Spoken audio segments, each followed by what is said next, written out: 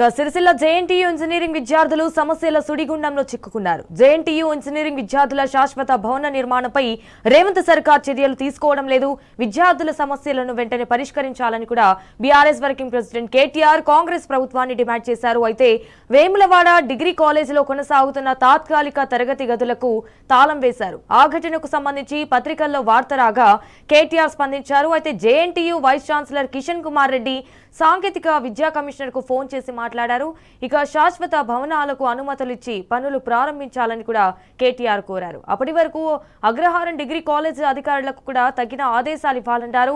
ఇటు కాలేజీతో అవసరమైన ఒప్పందం చేసుకుని పెండింగ్ లో ఉన్న అద్దె బకాయి చెల్లించేలా చూడాలన్నారు.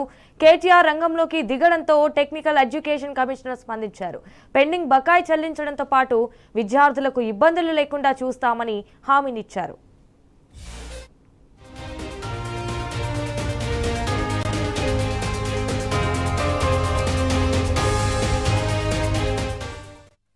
సిరిసిల్లలో జేఎన్టీయూ ఇంజనీరింగ్ కాలేజీని 2021లో బీఆర్ఎస్ ప్రభుత్వం మంజూరు చేసింది. ఇందుకోసం 402 కోట్ల రూపాయల నిధులను కేటాయించింది. ఫస్ట్ ఇయర్ 360 ఇటు 360 మంది విద్యార్థులతో తరగతులు ప్రారంభించారు. ప్రస్తుతం 1032 మంది విద్యార్థులు చదువుకుంటున్నారు. సో 700 మందికి హాస్టల్ వసతి కల్పించారు. కొత్త భవనం నిర్మించే వరకు డిగ్రీ కాలేజీలో తాత్కాలిక తరగతులు నిర్వహిస్తోన్నారు. కాలేజీ కమిషనర్ నుంచి తాత్కాలిక వసతి పొడిగింపు ఉత్తర్వులు రాలేదు. దాంతో తరగతి గదులకు డిగ్రీ కాలేజీ ప్రిన్సిపల్ తాళం వేశారు. సో దీంతో విద్యార్థులు ఇబ్బంది పడుతున్నారు.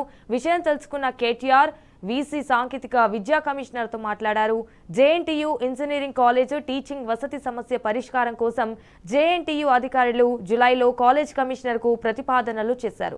సో ఇప్పటి వరకు స్పందించలేదు. అయితే వెంటనే అనుమతులు ఇవ్వాలని, డిగ్రీ కాలేజీలో కూడా తరగతులు కొనసాగించేందుకు ప్రిన్సిపల్ కు ఆదేశాలు ఇవ్వాలని కేటీఆర్ కోరారు. ఇటు విద్యార్థుల భవిష్యత్తును దృష్టిలో ఉంచుకొని సమస్యను పరిష్కరించాలన్నారు. అయితే విద్యార్థుల కోసం 2023లో మండేపల్లిలో 20 ఎకరాల స్థలం కేటాయించామని కేటీఆర్ గుర్తు చేశారు. వందలాది మంది విద్యార్థుల భవిష్యత్తుతో ముడిపడి ఉన్న అంశమైనందున స్పందించాలని స్థానికులు డిమాండ్ చేశారు. ఇటు విద్యార్థుల సమస్యలపై స్పందించి ఉన్నతాధికారులతో మాట్లాడిన కేటీఆర్ కు విద్యార్థుల తల్లిదండ్రులు ధన్యవాదాలు తెలిపారు.